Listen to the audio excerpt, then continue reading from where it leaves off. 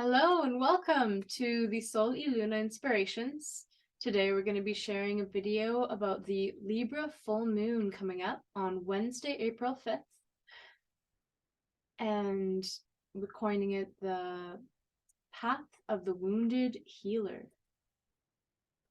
Yo, matin contre toi, MC Starman with my friend Diana Robinson. Hello. Trust you guys are doing well. We want to thank you. We made it to 525 subscribers. I know it doesn't sound like much, but we value every one of you guys and you make us grow. And so we thank you for joining us. And if you're new or if you've been tuning in, please do subscribe to the channel. Also, if you just press the like button and comment and engage with our videos, the more you engage, the more it massages the algorithms and makes us grow. So that's kind of how this 21st century works. I know.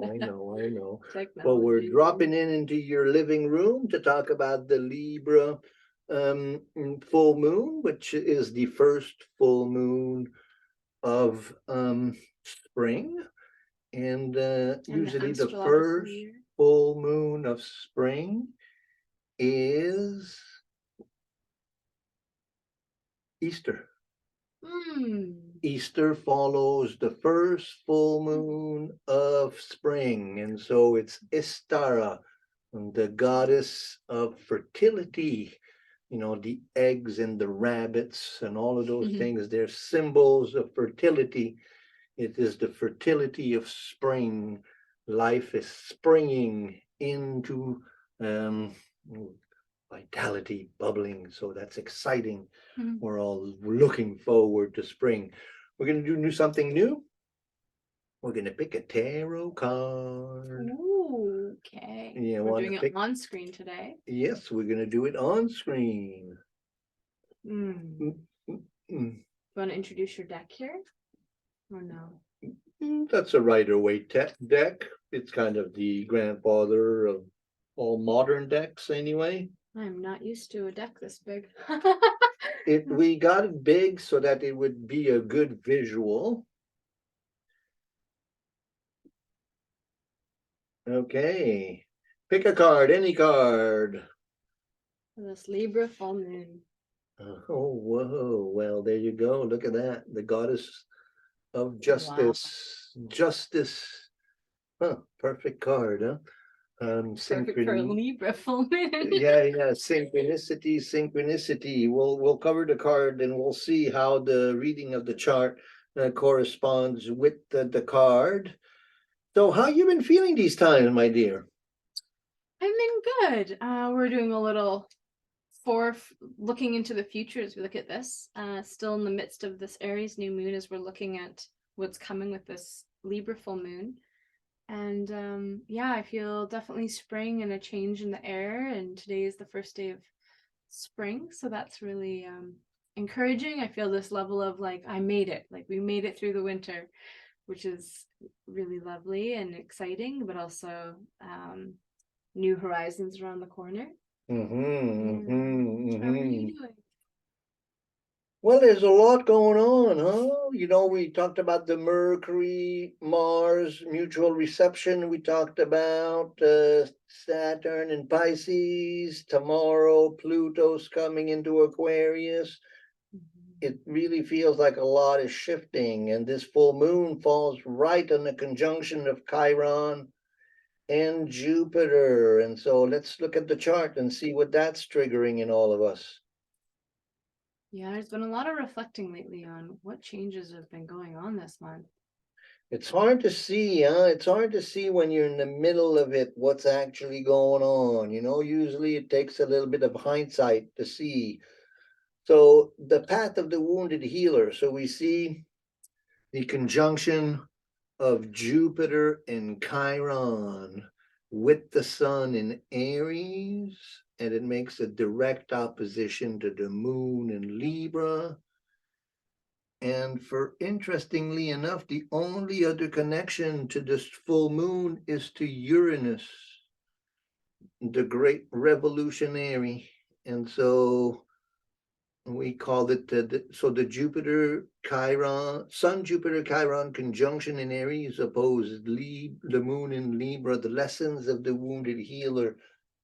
And that seems to be, I don't know, for me, it seems to be the lessons that these times are bringing. What does it mean to be on the path of the wounded healer? What does it mean? Well, one, to be a healer, what does that mean? And what is the archetype of Chiron and the wounded healer? We did a video on this a few weeks back. What does it mean to you to be a healer? Good question. I guess it comes back to me for first what love is. And so for me, what love is to be one with. And then when I look to heal myself or other or witness healing in the world, there's this, when I think of like often what causes a friction or the need for healing is a separation. And then the love is what helps recognize that it's all connected. And then the healing is for me, is the work you do towards reconnecting that which has been fragmented. And so that could be mental thoughts, that could be your spiritual connection, that could be even just showing up in your physical body. There's so many aspects, but it's about the reconnection of things. And I think that it's all connected whether you're aware of it or not, but it's maybe the reconnection within yourself to the outside world. And as you heal that or recognize that, then that's where healing, and I think that's part of why astrology for me is so healing, because there's this level of like as above, so below. And whether or not you're conscious of astrology, it's always affecting yourself and the world around. And when you're aware of it, it just, and it calls to you, I guess. It can allow this layer of healing to happen where you can recognize that you are a part of everything else. And through that awareness, you can do a lot more of your inner work, but also find your place in the world. As you're speaking, I'm thinking of the concept of atonement, at one ment, atonement, at one ment, to become one, and for me, the journey of the wounded healer is to realize that unless I work on my own healing, and that my own healing is the motivation or the example that is needed in order for others to gain inspiration in their own healing. So to me, the journey of the wounded healer is an individual path. It's you can't really teach what you haven't learned yourself. You can't really heal another person unless you've taken the time to heal yourself. So to me, the path of the wounded healer is to be honest with my own wounding and doing the work of integrating and give it a voice. Because the danger of it is that we project our own wounded child on the other, and we identify as a healer, and then we meet our own wounding in everybody else. And so there's not much traction on the healing path if we're projecting something that's inner and seeing it on the outer. Not really, it creates a codependency between the client and the healer. And so then being really mindful that the path of the wounded healer is first and foremost an individual journey. And then if you're successful in that individual journey, kind of what you said, really, just expressed differently. I like that too. Like I don't personally, I've been really infatuated with the healing arts for a long time now, and this philosophy of somebody else healing you is so it always didn't resonate, but the longer I go into the healing arts, the more it's not true. It's really that, like a doctor, the traditional word of doctor meant to teach. And in the healing arts now, when you are a healer, you're teaching or sharing the path of how to heal yourself, because nobody other person can truly heal you. But we live in a world where we do project a lot of things, and projection not only happens, I think, somewhat naturally, but also somewhat taught. it's also encouraged.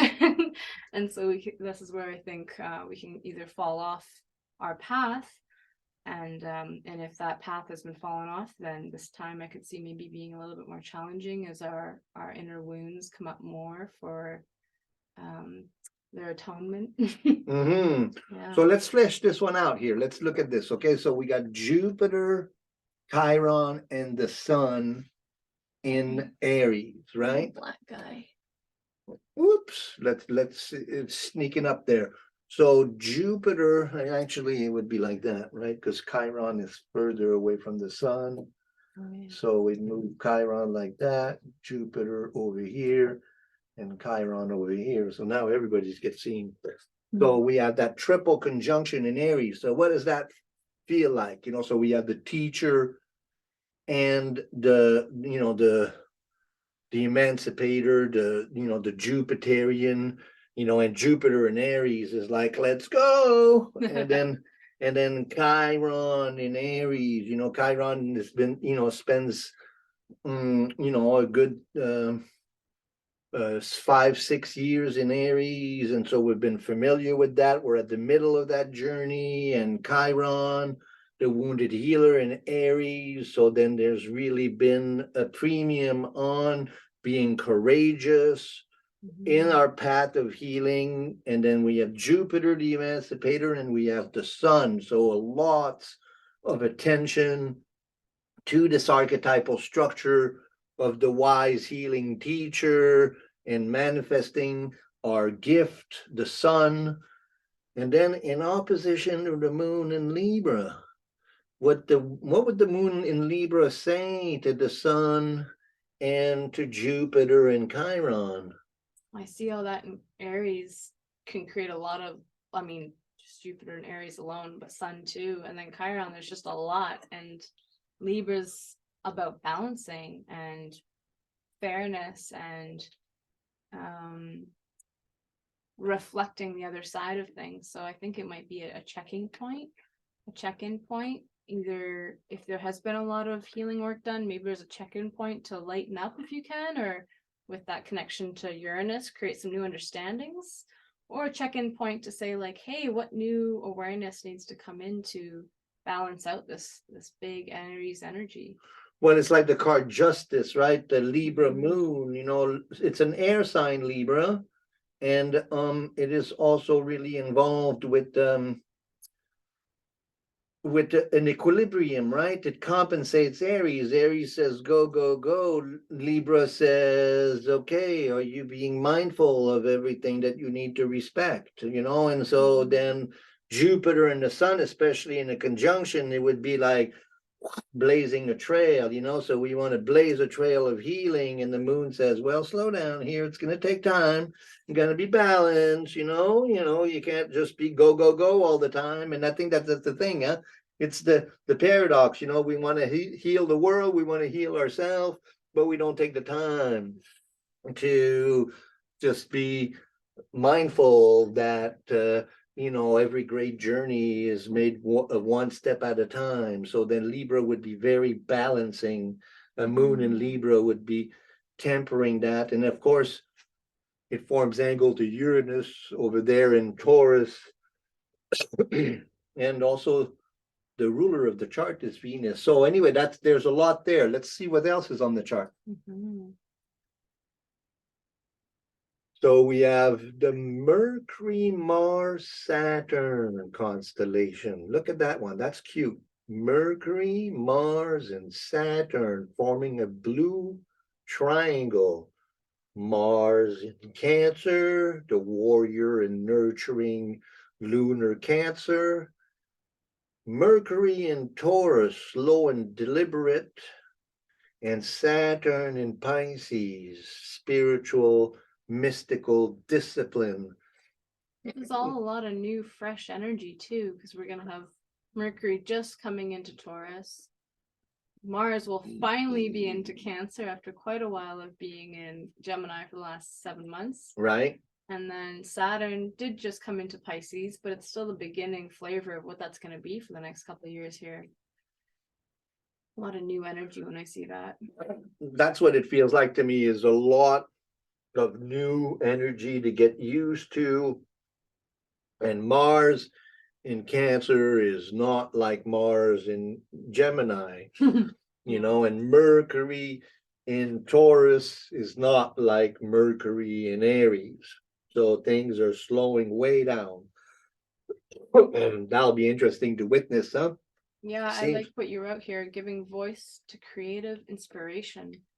This the voice of Mercury, and then that creativity that comes with the water signs, but especially with Mars and Cancer, that is the creative force. well, that was also born from Mystical the fact that the force. Venus is the ruler of the chart. If you look at every planet, the final dispositor of every planet in the chart is Venus. And so then Venus in Taurus is exalted there in conjunction with Uranus, in angle to Neptune and Pluto. So Venus as the ruler of the chart, angling the Triad of Transformation. We'll talk a lot about the Triad of Transformation towards the end of spring and through summer and fall there. And we've been talking about it quite a bit already, but as the next few years come along, we're going to be really fleshing that out a lot.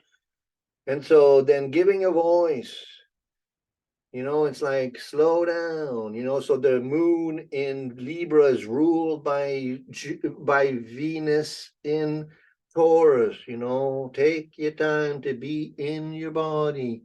Nothing, you know, you don't have to rush. And that's such a difficult lesson. And I think that we're gonna kind of be forced to it. You know, I think the spring is starting with a bang, but I think that we're gonna be kind of put, you know, the reality that spring is something that's building, and it's still going to be some time before summer is here, you know. Yeah, and spring is starting, but it feels like things are a little bit more slower and methodical than other times other springs I've noticed. There's a lot more of a pacing ourselves, and there is a lot of Aries energy, but I feel like Chiron really sinks it down home, and it's making aspect to Pluto, also creating there's a lot of new coming, and it's a lot of grounded energy. I don't know. Sorry, now I'm just thinking out loud.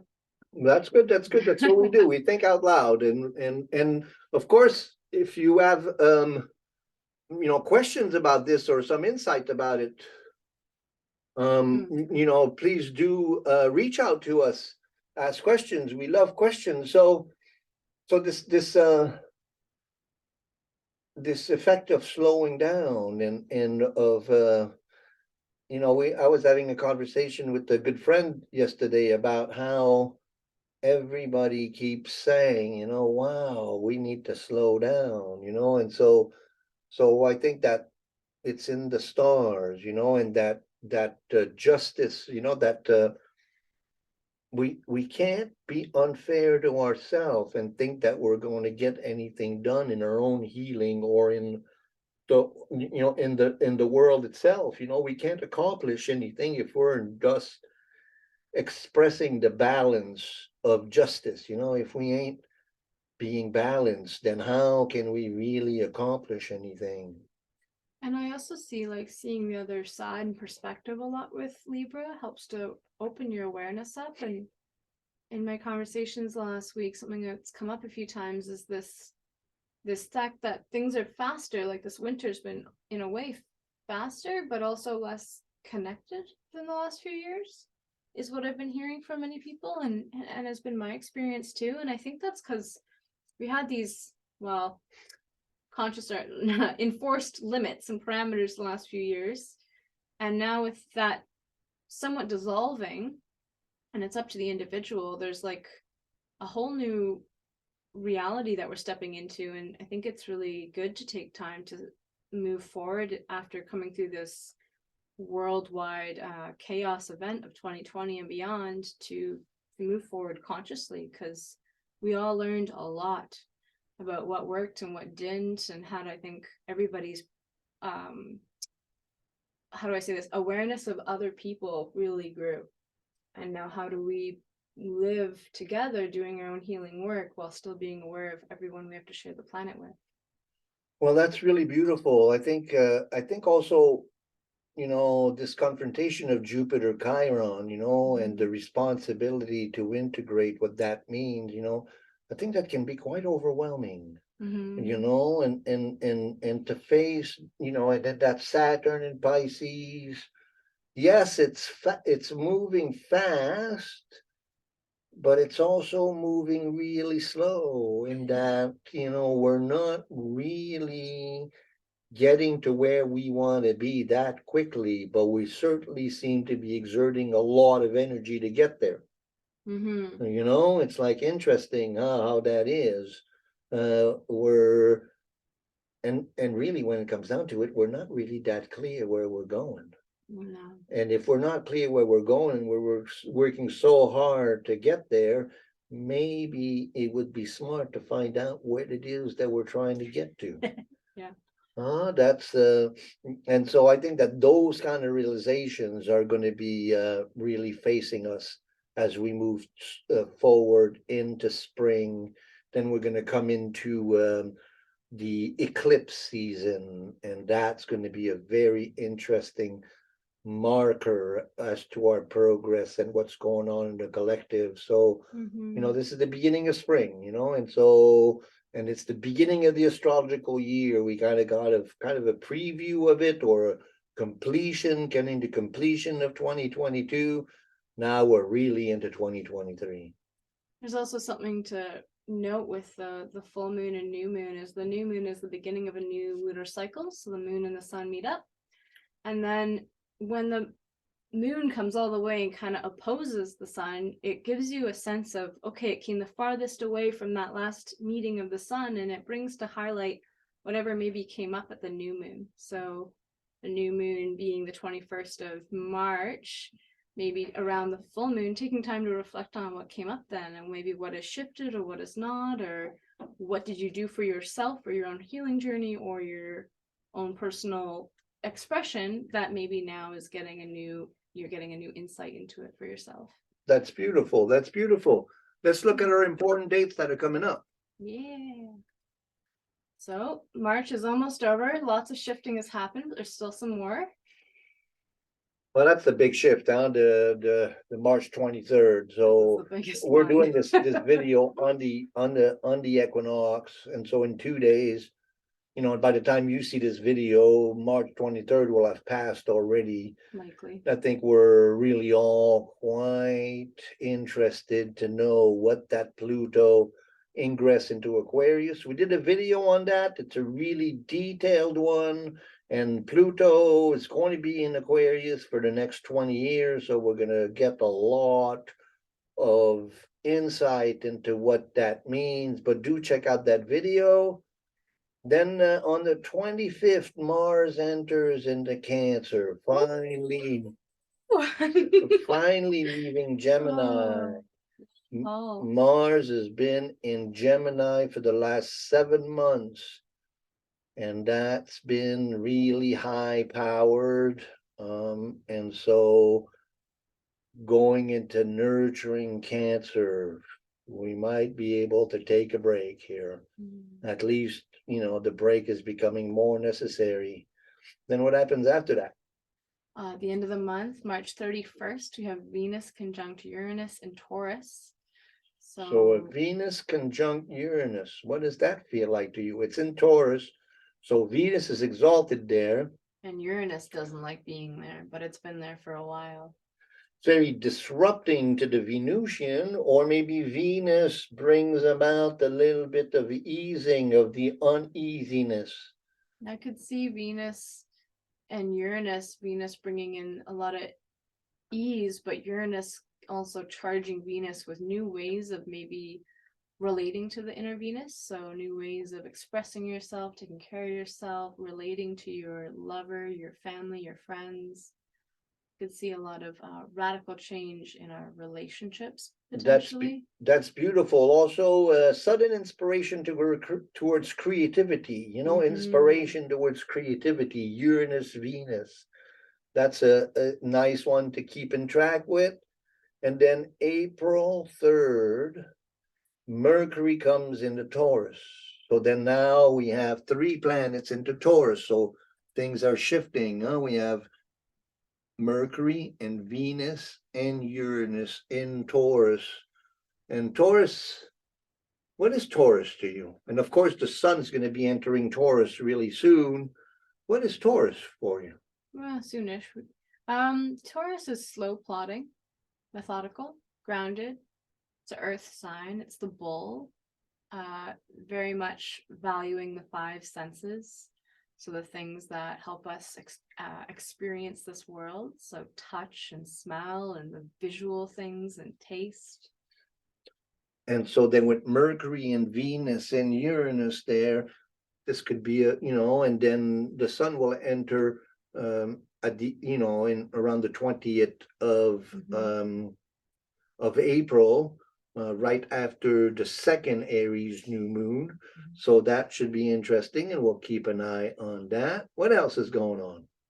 Well, one other thing I'll quickly speak to is, so I think you said here we have on the 3rd, it means it's going to be the end of that Mercury Mars mutual reception. Yes, when Mars leaves Cancer, when Mars comes into Cancer, that'll be the shift. And we're going to see some direct and distant and clear change of energy when both Mercury, which is the god of communication, and Mars, which is our expression of our will, when both of those go into feminine sign, we're probably going to get more introverted, looking more towards self-nurturing and nurturing our loved ones, especially with Venus and Taurus. And our gardens.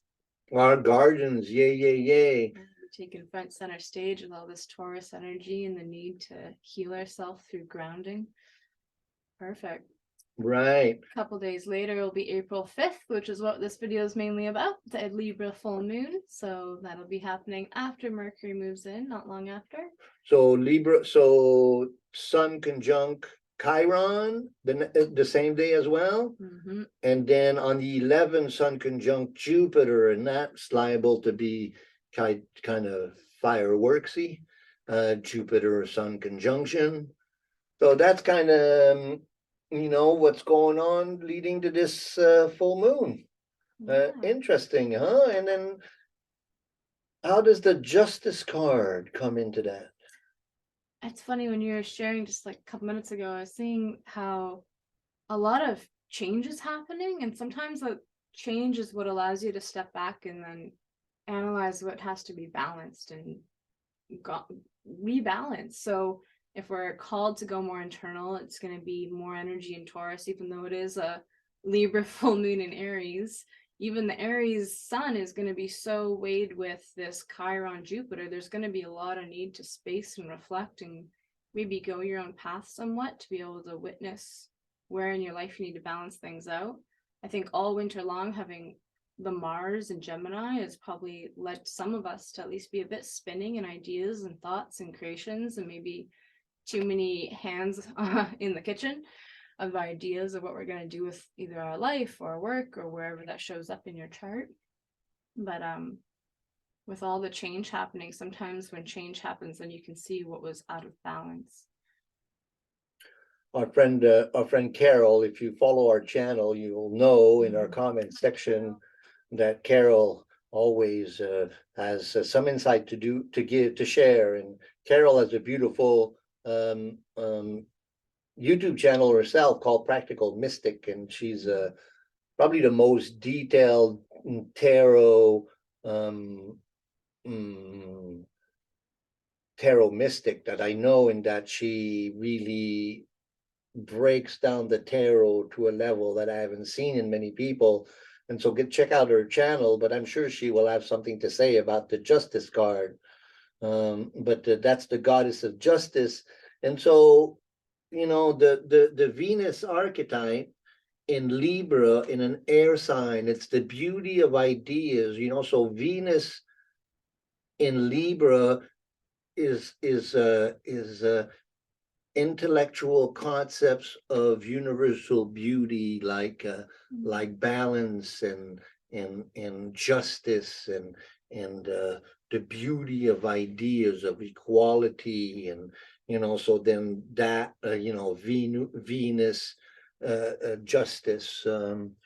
You have some slides for tissue salts for us. Yeah, so bringing it back into the body, got two main themes with that: Aries and Libra, the Libra full moon. Aries, like I mentioned before, it rules the head and the face. It's cell salt number 6, potassium phosphate, really important to help as a nerve nutrient in the body. So our nervous system needs a lot of phosphates, and potassium especially helps to have a healthy central nervous system. So this is the part of the nervous system that goes straight to the brain and our immediate reflexes. So if you're finding that you're sensory overstimulated, this can be a really supportive tissue salt. It's also really good for things like back pain, sciatica, and neurologic pain, or things like headaches when there's too much buildup in the head. This is a common Aries trait, and this can help to subdue and support that energy. On a herbal level, there's also things like hops, garlic, nettle, blessed thistle, and cayenne. They all help to dissipate, again, that excess energy into the head that can either create headaches or nervous exhaustion. And then moving into Libra. Well, I'm going to get a haircut myself, but I like the emoji that you chose, with the person doing a somersault, kind of feels like Aries, kind of feels like, oh, spring, ready or not, here I come, and so that's like, whoa, very beautiful emoji for spring. And then you're saying Libra. Libra in the body. And then you got Libra meditating there. I've been giving some thoughts Be to either these things. Libra or yakking to somebody. Libra is a very social sign and social time as well. Libra governs our kidneys, our bladder, our hips, and our lower back, and the part that balances our body. So if we think of kidneys and the bladder, this is what's balancing the water and the fluids within the system. It's also what's balancing the acidity in the system. And so back to balancing, tissue salt 10 is what rules Libra, nat phos, or sodium phosphate. Again, that phosphate, really good for your nervous system.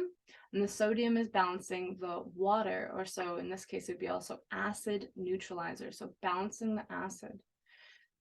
So this can be really supportive if you're seeing things like nerve and brain cell overstimulus again, but it's also good for things that your blood is getting too acidic. It's hard to test that because the body would naturally do all it can to balance it out, but that can look like things like headaches happening, extremely foul smelling farts. It can look like things like bad body odor would be a sign that the acidity in your body is off as well. Can also be helpful with things if you're having too much fats or rich foods in your diet, that could be high. It will be as very acidic, and so this can help to subdue some of that. And then some supportive herbs that are friends with Libra are pennyroyal, violet, thyme, feverfew, and burdock. So I don't know if you're familiar, feverfew is a good example of it being a really good herb for headaches. So helping to balance the excess heat building up in one spot in the body and making sure things are more balanced throughout the whole system. Something I recommend and encourage is a lot of walking, dancing, drinking water, and eating the rainbow, full spectrum. So again, making sure you're balancing out your experience really helps things not build up in one part of your body or your psyche or your life. Yeah. I'm trying to look at what eating the rainbow would be like symbolically. Eating the rainbow. Salads with fruits and berries. Oh. Blueberries, mangoes, red chard, things we can get very into. And if you're eating the SAD diet, the standard North American diet, it would look a lot more like grays and beiges if you're talking potatoes and meat, things like that. Okay, so it's a nutrition symbolism.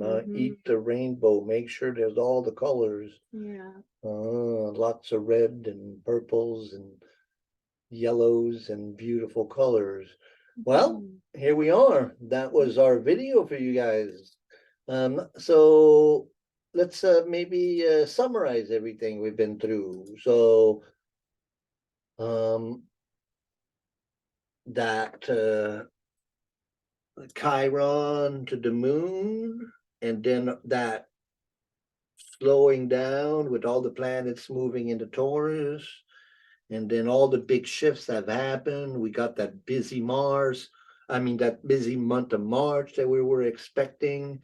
Now we kind of have to settle into it and find the balance, the scale of justice in all of that, and try to balance ourselves, because really this is only the beginning of the cycle, and we need to kind of slow things down and have a sustainable life and a well-balanced life, in order first and foremost to heal ourselves, and then to heal our family and our community, and to heal this sick world we live in.